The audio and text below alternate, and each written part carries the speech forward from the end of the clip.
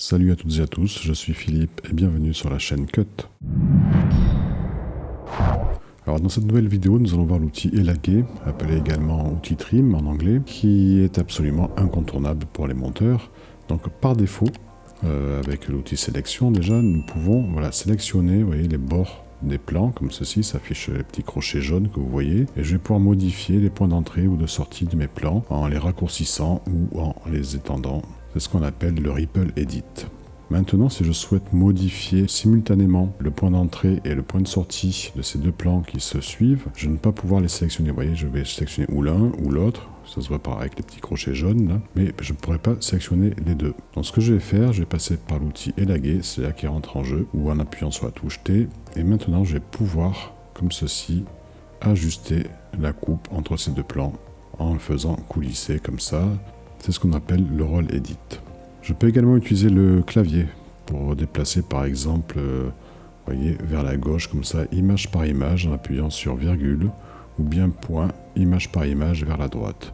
Et pour se déplacer de 10 images en 10 images, maj, virgule, 10 images vers la gauche et maj, point, 10 images vers la droite, comme ceci. Ça permet d'être précis si on veut juste ajuster comme ça à une image près. Par contre, vous n'avez plus le double affichage. Vous avez remarqué que tout à l'heure, lorsque je me déplace comme ceci, là j'ai le double affichage qui entre en jeu. Ça me permet de voir sur la gauche le point de sortie du plan précédent et sur la droite, je vois le point d'entrée du plan suivant.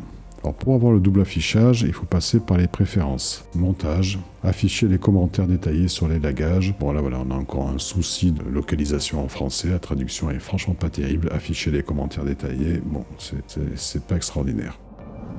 L'outil Trim permet également une autre fonction, c'est ce qu'on appelle le Slip Edit. Ça va me permettre de modifier le point d'entrée et de sortie d'un plan. Par exemple celui-ci, vous voyez que si je fais coulisser, voilà, ici, vous voyez que ça s'affiche en rouge, ça veut dire que je n'ai plus de matière, je n'ai plus de média avant ça, donc je suis à la limite de mon plan. Alors ça, pour toutes les manipulations, que ce soit du roll edit, du slip edit, du slide edit, dès que vous faites du trim, il faut que les plans quand même aient de la matière. Il faut qu'il y ait du média, de disponible. On peut vérifier ça en double-cliquant dessus. Vous voyez bien que effectivement, si je rentre dans l'éditeur de précision, ce plan-ci, il n'y a pas de problème. Vous voyez que ce qui est en grisé, là, j'ai de la marge. Par contre, celui-ci, voilà, j'ai un crochet rouge. Vous voyez qu'avant, je n'ai pas de média. Je suis à la limite de mon plan.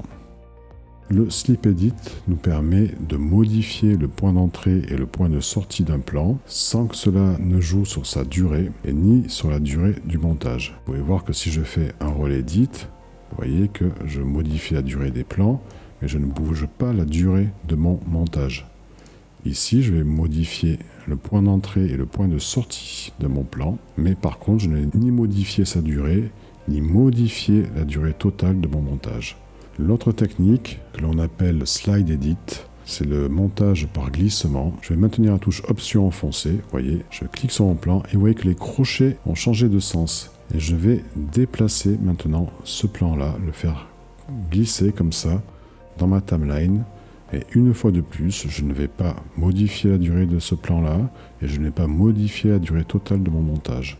Je vais juste déplacer le plan. Sur ce plan-là, vous voyez que j'ai des plans connectés, j'ai un titre, j'ai un plan au-dessus et une piste audio. Si je trim, que se passe-t-il? Vous voyez que tout se déplace avec. Si je fais un slide edit, ça sera la même chose, tout se déplace avec et je n'ai pas forcément envie que ça se déplace. J'avais déjà montré cette technique dans mon tuto sur les plans connectés. Il va falloir faire remplacer les connexions. Là aussi une traduction pas terrible, un peu bâtarde en français, qui est en fait la fonction override et normalement qui est accessible sur le clavier avec la touche tilde. Le problème, c'est que sur nos claviers français, nous n'avons pas cette touche. Pour l'activer, ça va être commande symbole supérieur et inférieur et vous voyez que cette petite icône apparaît.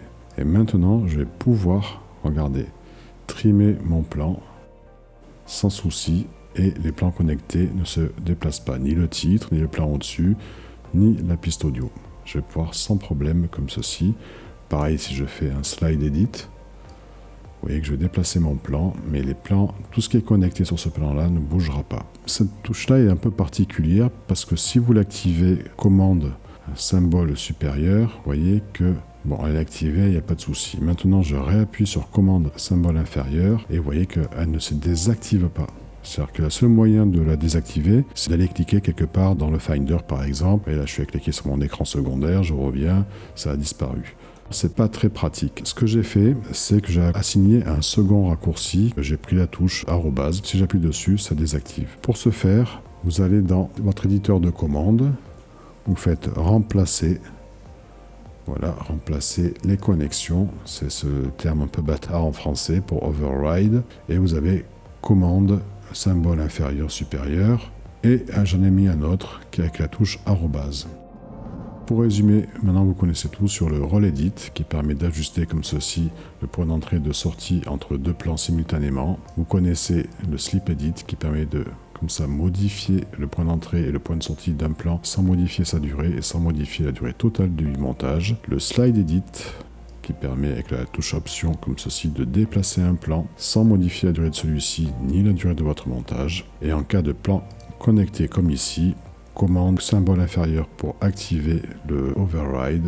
Vous pourrez ainsi trimer votre plan sans déplacer les éléments qui sont connectés à celui-ci. Donc voilà, ça sera tout pour aujourd'hui. Maintenant, à vous de jouer. N'oubliez pas un petit pouce bleu pour soutenir la chaîne. Pensez à vous abonner en activant la cloche pour ne pas rater les prochaines vidéos. On se retrouve très bientôt pour un nouveau tuto. D'ici là, salut!